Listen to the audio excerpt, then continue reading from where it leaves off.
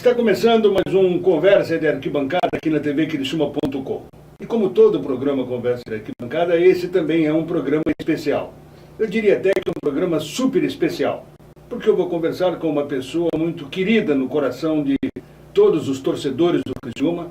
Foi um dos maiores vencedores que esse clube produziu ao longo de toda a sua história, no comando, sempre duro, sempre firme, sempre forte e com competência no comando do clube e do futebol. Saiu da cidade, está trabalhando em outra área, quer dizer, radicado aqui ainda, mas trabalhando em outras áreas, em outros estados brasileiros. Eu vou conversar no programa de hoje com o presidente Moacir Fernandes, que eu tenho o prazer de receber aqui nos estúdios da TV Criciúma.com, para que a gente possa bater um papo. Moacir, prazer em recebê-lo aqui, é uma satisfação tê-lo aqui na televisão. Nassif, prazer é meu, obrigado pela oportunidade da gente estar aqui depois de tanto tempo juntos novamente, e um prazer muito grande estar aqui com vocês e sempre à disposição. Perfeito. Moacir, para começar, sei que nós vamos falar muito sobre futebol, afinal de contas, tu viveu praticamente metade, talvez um pouco mais da tua vida no futebol, assim como eu, nós somos pessoas do futebol. Em um determinado momento, tu abdicou do futebol e foi cuidar da sua empresa, da sua vida. Tu saiu quando no Criciúma e de lá para cá? Por onde é que tu andou por esse mundo afora? Não, eu fui chamado, eu tenho o Fábio e o Rafael, os dois filhos são engenheiros. E tenho a minha filha Nelise, que fez administração e queria fazer modas, fez também, mas se dedicou à administração, e então ela cuida da parte financeira e administrativa da empresa. É uma empresa familiar, e na época eles me convocaram, disseram: "Ó, pai, nós vamos fazer um aluguel de equipamento sem ter nenhum funcionário, nós 3 meses vamos administrar, ou eu digo assim, qual é a outra opção? Outra opção é que o senhor venha trabalhar conosco, pela experiência que tem em engenharia, por tudo que já fez de obra, e a gente dá uma deslanchada na empresa para que a gente possa se dedicar e alavancar a empresa." 2007 foi o meu último ano no Criciúma, eu fiquei de 84, 84 era o Antenor Angeloni, eu entrei em maio de 85, com a desistência do Antenor Angeloni, e fiquei até 92, quando disputamos Libertadores. Depois voltei em final de 2001, quando estava com problemas sérios do Criciúma, e entreguei em 2007 o Edson Búrigo, que me sucedeu por um ano. Perfeito. Nesse tempo todo, Moacir, tu cuidando da empresa, também ficou funcionário dos filhos, pelo que eu entendi, né? Te chamaram para trabalhar usando a tua experiência, foi isso? É que como a gente partiu para grandes estruturas, grandes obras, e eu fiz isso na engenharia, me formei em grandes estruturas, e portos, aeroportos, estrada, enfim, tudo que era de grandes estruturas. Então a gente e eu me dediquei muito em barragem e etc. Então eu tinha uma experiência muito grande nisso aí. O que eles queriam é a experiência que a gente tinha para trabalhar junto. Perfeito. Marcelo, vamos falar um pouco de futebol. Hoje tu um pouco afastado aqui do Criciúma, talvez acompanhando a distância, anda pela Bahia, anda por esse Brasil todo aí. O futebol já é uma história sabida, tu já deve ter falado isso algumas vezes, mas é sempre bom relembrar e reviver na memória das pessoas. Como foi a sua entrada no Criciúma lá no início de 1985 e o porquê a tua opção para ser presidente do Criciúma? Em 85 houve uma desistência do anterior, que era o presidente. Havia aquela movimentação para troca de camisa, para as cores amarelo, preto e branco, para unificar a cidade. Ele tem movimentou muito o Antenor nesse sentido, e ele esperava ser campeão e fez até um time muito bom para ser campeão em 2005. Infelizmente, quando ele perdeu 85, quando ele perdeu o título em 85, em maio, que o campeonato foi no início do ano, ele desistiu, não quis mais futebol. E houve várias reuniões, e o candidato na época que nós tínhamos acertado era o Jaime Zanata. E houve um problema que a família não queria que ele fosse, tal, e acabou o Jair Conte me pedindo que eu assumisse. Nós trabalhávamos juntos, e ele pediu que eu assumisse o Criciúma, e eu até disse, não posso, eu estou cheio de obra, eu tenho que tocar um monte de obra. Ele disse, não, segunda-feira nós conversamos. E acabou. E assumir foi assim, não era a minha pretensão na época, até porque eu era um cara relativamente novo ainda, precisava trabalhar, tinha um volume muito grande de obra na época, e eu não tinha como me dedicar. Mas foi um acerto com o Jair Conte.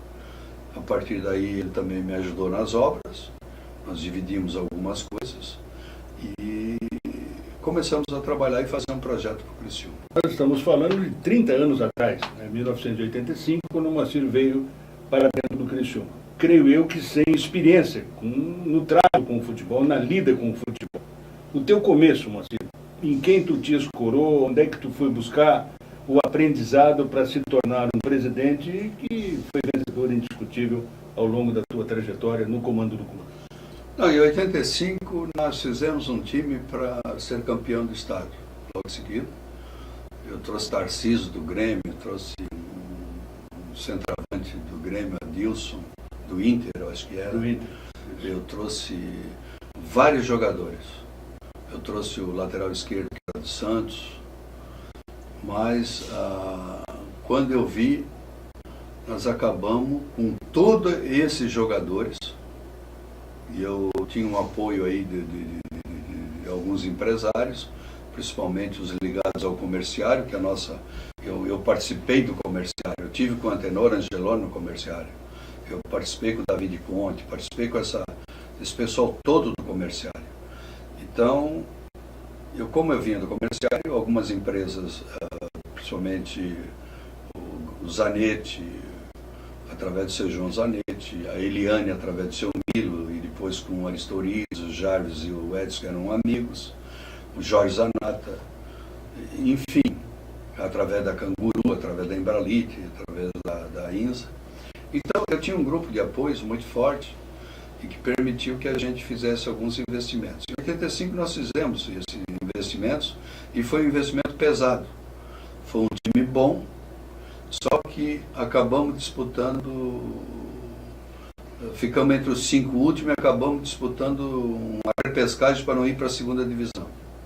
Foi aí, e eu posso dizer assim, aprendi muito futebol na minha vida. Eu acho que o futebol, tudo que eu aprendi com o Procópio. Procópio Cardoso. Procópio Cardoso, ele era técnico, naquela época tinha vindo do exterior, e nós o trouxemos para cá. E o Procópio, então, me explicou, pela experiência dele, pela vivência dele, por ter estado no Cruzeiro. Ele dirigiu quase todos os clubes grandes desse país, né? Então o Procópio, nós fazíamos reuniões e o Procópio explicava, não vamos cometer esse erro, não vamos cometer esse erro, não vamos cometer esse erro, o time tem que ser assim. Tanto é que ele me deixou um time pronto, praticamente da casa, para o ano seguinte. E o técnico? Veio por ele, o Zé Carlos? Veio por ele. Foi praticamente... Ele deixou o time pronto, tá? Que era, nunca me esqueço, que a meia cancha era Jair e o Carlos Alberto e Rachete, foi ele que deixou pronto. E deixou esse time pronto, foi o time que nós disputamos em 86, e aí ganhamos tudo em 86. Isso. Inclusive, foi criado nessa época o Clube dos 13, dos 13 que disputaram o campeonato. Isso. E nós disputamos um paralelo com 96 clubes, né? Eram 96 clubes. E o Criciúma foi campeão, que o módulo deles e o nosso módulo se encontravam no final. Nós nos encontramos, então, como por ter sido campeão do módulo dos 96 clubes, nós, em 85, fomos disputar com o Fluminense. 86, fomos disputar com o Fluminense. Ganhamos aqui 2-1, perdemos um pênalti, o Osmair me perdeu um pênalti no minuto, bateu na trave. E lá no Rio perdemos de 1-0. E aqui nós tínhamos ganho 2-1, eles tinham feito um gol, onde nós ficamos fora das semifinais do Campeonato Brasileiro já em 86. Perfeito. Só para dar uma atualizada, claro que a memória falha, o Moacir tem tantos jogos na frente. O que aconteceu ali em 86, o torneio paralelo foi disputado em várias regiões. E o Criciúma, como campeão do torneio paralelo aqui do Sul, foi jogar a primeira divisão ainda no ano de 86. E depois, no desdobramento, chegou nas quartas de final contra o Fluminense. E aquele campeonato até hoje está sob júdice, eu acho, né? Não, mas aí é que está, Moacir. Isso foi em 87. A formação do Clube dos 13 já foi em 87, que criou-se o módulo amarelo e o módulo verde. E o Criciúma foi para o módulo amarelo, que seria uma segunda divisão, quando o Sport foi campeão. E o Flamengo foi campeão do módulo verde, e aí deu essa confusão toda. Mas, Moacir, em 86, então, tu já com o time formatado, com a ajuda do Procópio, a vinda do Zé Carlos, se formou uma base. Em 87, 88, o Criciúma não conseguiu chegar ao título e foi reformulando o seu plantel. E foi quase pela metade, mais ou menos, da reformulação. Eu estou contando isso como história, porque isso é público e todos nós sabemos. Como é que veio, ainda sob a influência da orientação do Procópio Ferreira, a montagem do time em 89, que foi tricampeão e chegou à Copa do Brasil e Libertadores? Não, aí nós conseguimos. Eu sempre digo no futebol o seguinte: o difícil é montar a meia cancha. Quem consegue montar a meia cancha, ele consegue ser vitorioso. Se você não tiver meia cancha e uma meia cancha que produz, não adianta você ter ataque e defesa que o time fica totalmente dispersivo em campo. Então nós conseguimos montar aquela meia cancha que foi Jairo, Carlos Alberto e Rached. Isso em 86. Depois viemos para 89 e aí nós incrementamos o time. Trouxemos o Silva, trouxemos mais gente que nós achávamos que precisava. Trouxemos Lira. Acabou que nós trouxemos bastante gente para melhorar sempre o time. E nós trazíamos e o time piorava. Sempre piorava porque mudava as características do time, mudava a maneira de jogar do time. E isso nos trazia muitos prejuízos. Então acabou que a última vez nós só ficamos com 3 jogadores, né? O Itaú, o Cavalo e o Sarandi. Foi o Itaú, o Cavalo e o Sarandi. Foram os 3 que ficaram. Nós tínhamos 30 jogadores e dispensamos todos. Todos foram dispensados. Deixa eu só lembrar. Ficou o Vanderlei e o Cavalo veio depois. Ficaram Sarandi, Itá e Vanderlei.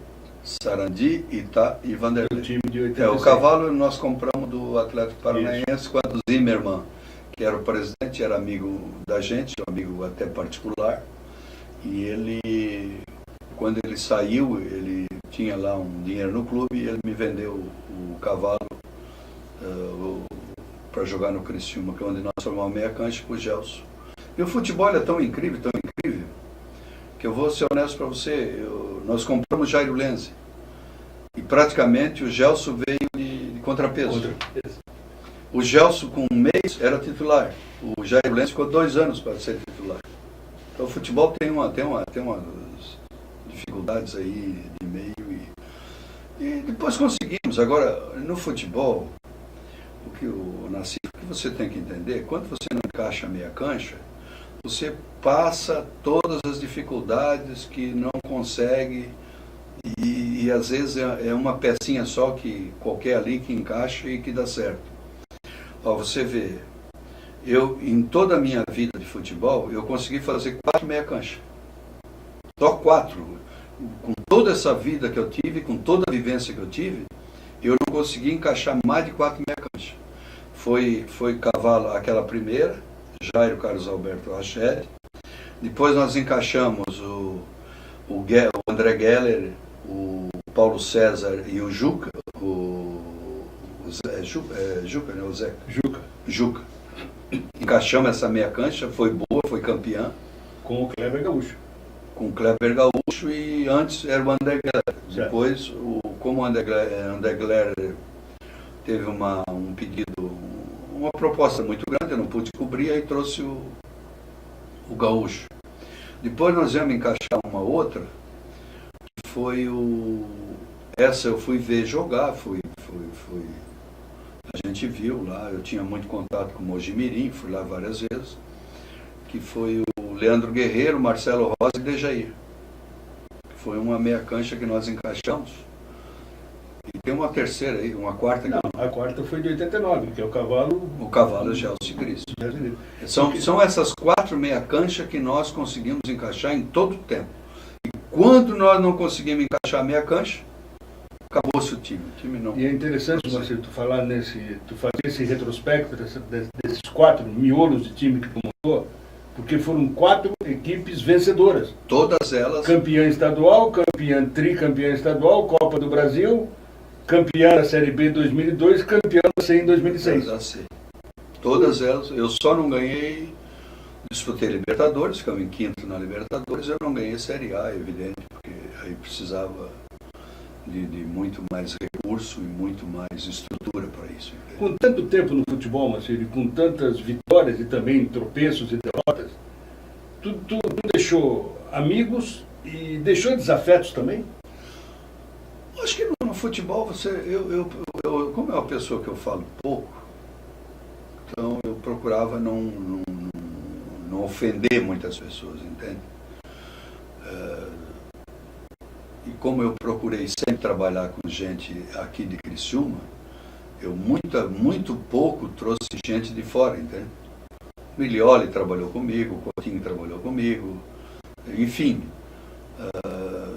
Eu procurava sempre gente daqui, da região, Gustavo Gazola, sempre gente daqui para trabalhar comigo, entende? Porque eu tinha a noção de fora, eu tinha uma noção completa de Cruzeiro, de Atlético Mineiro, tinha do Grêmio, do Internacional, conversava muito com o presidente do Inter, nós tínhamos ligações diretas, então eu me preocupava muito com a casa e com gente da casa. E essas pessoas geralmente correspondiam bastante, entende? Tanto na parte financeira, era gente daqui que cuidava, quanto na parte de futebol era o pessoal daqui que cuidava. O Gonzaga teve várias vezes comigo, em vários setores ali, enfim. Nós procuramos sempre usar gente aqui da região. E eu acho que deu certo, porque todas as vezes que eu trouxe medalhão, todas as vezes que eu trouxe jogador de São Paulo, todas as vezes que eu trouxe jogador do Rio de Janeiro, foi tudo bomba. Pode escrever isso. Nós temos aqui o Curitiba. Mas pega jogador lá de Cascavel, de Campo Mourão, de Londrina, daquela região. Pega do Rio Grande do Sul e pega de Santa Catarina. E você tem um estado que se assemelha muito a Santa Catarina. Muito, muito, muito. Que lá a maioria da palavra da vale. Lá o fio de bigode ainda se respeita muito, que é Minas Gerais. Então todos aqueles que a gente traz de Minas Gerais, praticamente ele se encaixa aqui. Com uma ou outra exceção, mas a maioria se encaixa muito bem aqui em Criciúma. Então isso, eu acho que o futebol tem que ser feito por aí. Paraná, Santa Catarina, o norte do Paraná, né? Aquela parte de norte, oeste do Paraná, Rio Grande do Sul, Santa Catarina, e daí, com raras exceções aí a Goiás e Mato Grosso, que lá sempre tem revelado alguns bons jogadores, e o Minas Gerais. Minas Gerais é característico porque ela tem 2 clubes, Cruzeiro e Atlético. E Minas Gerais, o tamanho de Minas Gerais dá 2 São Paulo. Então você tem um campo enorme ali, você tem Triângulo Mineiro, você tem clubes bons lá, que você pode ir lá escolher bons jogadores e fazer bom time lá, e barato. É super barato, é muito mais barato que nós pagamos aqui, é 1/3 praticamente do preço que nós pagamos aqui, que você vai a Minas Gerais, principalmente se tiver tempo no interior de Minas Gerais, você traz bons jogadores e faz bom time. Isso já é um conselho para o novo presidente que assumiu o Criciúma, agora com o Vanderlei sendo assessor de futebol, Roberto Cavalo como técnico? Já é uma Não, é uma não pista, é, uma não, dica? não é conselho. Eu estou falando de uma realidade, né? Eu acho que o Vanderlei veio do Cascavel, o Cavalo veio do Paraná, de Curitiba, do Atlético. Você vê os demais, o Griso é gaúcho. Você vê os nossos jogadores, o Vilmar e Evandro, eu trouxe do Cruzeiro, todos os dois. O Evandro foi da seleção mineira, inclusive. O Vilmar jogava, estava no plantel do Cruzeiro, nós tiramos ele do plantel do Cruzeiro para vir para Criciúma. Então, são coisas que deram certo. Eu tive aqui o Alonso, que era lateral esquerdo, Isso. que eu não pude depois sustentar o salário dele, porque ele foi para um salário muito alto, nível alto, mas ainda conseguimos lucrar alguma coisa com ele. Mas a formação, o caráter, a palavra ainda vale, entende? O pior é você ter um jogador, você fala para ele, e ele sai do outro lado olhando e rindo e sem tomar a atitude que tem que ser tomada, entende? Tu foi taxado durante muito tempo como Saddam. O presidente Moacir é o Saddam aqui do Criciúma. Tu te considerava um Saddam Hussein? Não, nunca tive personalidade para Saddam Hussein, né? Mas eu queria as coisas certas. Não pensava em vir para a praia, encher a cara a tarde inteira e depois chegar lá bonitinho na concentração e querer concentrar. Aí não concentra, né? Na hora de concentrar eu estava lá. Chegou bêbado, danou-se. E tinha muito disso? Sempre tem. Não adianta que você... Sempre tem. Agora, é muito importante no futebol, é muito importante, isso é a coisa que eu acho que eu vejo mais importante, é a integração entre as famílias, entende? Porque vem uma família que de muito longe, os pais estão longe, às vezes é o primeiro filho, às vezes é namorada e dá problema. E felizmente eu tinha a Terezinha, que fazia esse papel muito bem, entende?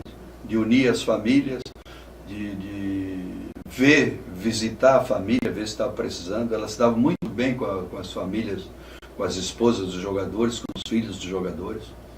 Todos aqueles que saíam um pouquinho fora, a gente sabia.